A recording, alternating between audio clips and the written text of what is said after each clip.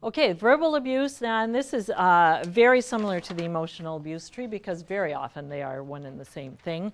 So what we said in the emotional abuse applies. This is the other chart where it does matter if it's resident to resident interaction.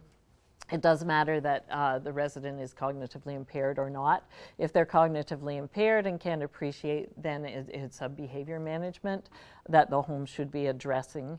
But let's walk through, for the sake of the exercise, remembering this parallel, always ever present, and in fact maybe even first process about take action and respond and start to investigate.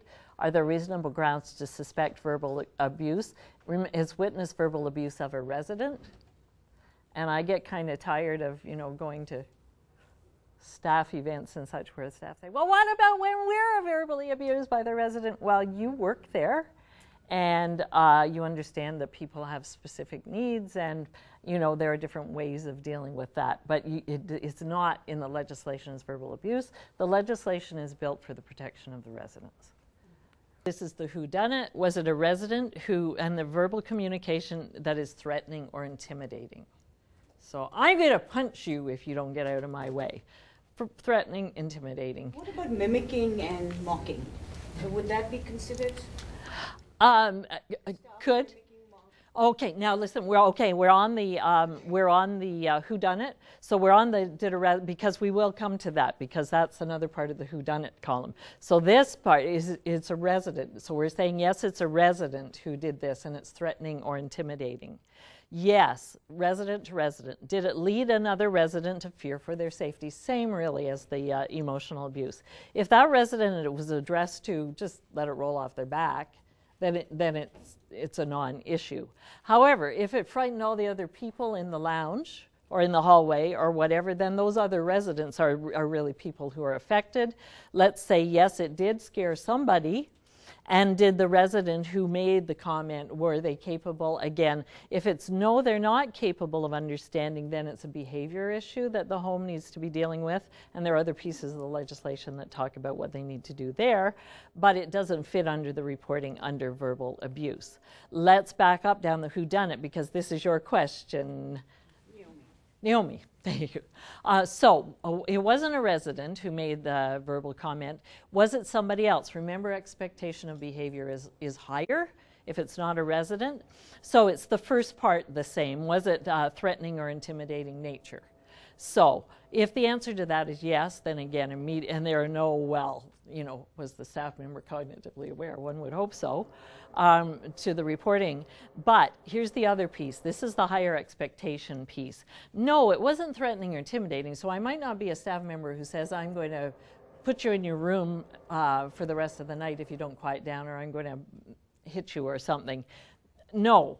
What I do is mock, intimidate, mama, mama, mama, look at she's crying, or I'm going to take away your dolly, or, then that would be a verbal communication that's belittling, degrading, diminishes the resident's sense of well-being, dignity, or self-worth. That definitely, and so a staff member doing that, or anybody who's not a resident doing that fits under the definition. It's verbally abusive, and that would be reported. So very good question. Thank you for saying that. That's exactly a picture of what it would be. So if a staff member is talking about a family member and the resident can understand but cannot communicate, that would be a type of abuse, wouldn't it?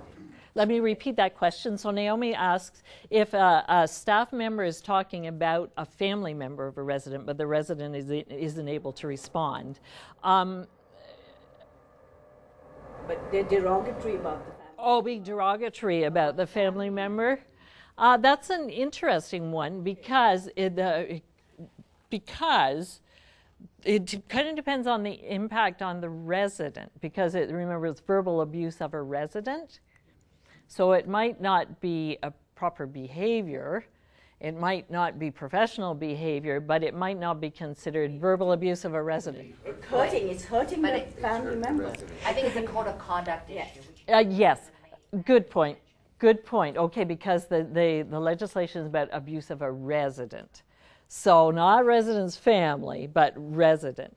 But hopefully there are other avenues, other ways to take that concern forward. Just so you know how it was distributed and the expectation that everybody knows about it, is that the package, we thought it was important enough that we again violated our green initiative and did a printed package in the mail to every long-term care home and licensee in the province of Ontario. We also put it on longtermcarehomes.net, which is the communication website, and I always took this chance when I was talking to the sector to be saying to people, you need to go on that site on a regular basis, because that's where all of the announcements come out, and they always send a broadcast email out to all the homes to alert them to go and look, but you have to go and look home. So they're posted on longtermcarehomes.net. We are also going to be putting the slide deck that I use, which is slightly different than yours, but very similar, on longtermcarehomes.net, so homes will have ongoing access to that, as well as we are putting together a list of the questions and answers that came from all the previous sessions, and hoping to post that as well for everybody's benefit, people who weren't able. We also did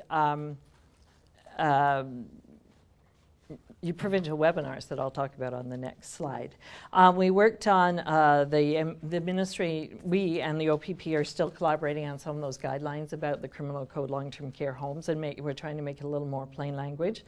Collaborative education activities, and that I was privileged to be invited to speak to a number of the sector events, full-length days that were hosted by ONUS. And the rest of the day was, the speakers were Tammy Rankin and Robin Sanders, did a really dynamic day more about elder abuse, as well as the provincial webinars that ministry hosted, and we had over 550 people registered for that and attended. And in the ONUS days, there were between 250 and 300 representatives of long-term care homes. So the word certainly got out. We also did the blast emails telling people to go to look at the website and the mail out.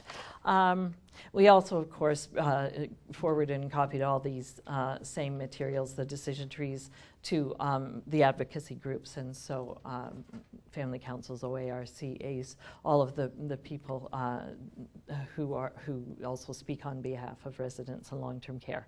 So this is what happened. I won't go through all of this, but just to reassure you that we did extensive training with our own inspectors so that they had a fulsome understanding, and the review and refresh of that still goes on at their monthly SAO team managers, who then kind of use some individual situations that were problematic that came in to talk over as a learning tool, and to monitor consistency. And we in the ministry have an electronic folder, like a SharePoint kind of folder, that's a resource reference. So externally, we did the postings, and we had the number of speaking engagements, which was great, and the provincial webinars and teleconferences. That's a basic schedule, and here you are, right here, with the varied kind of audience that was reached.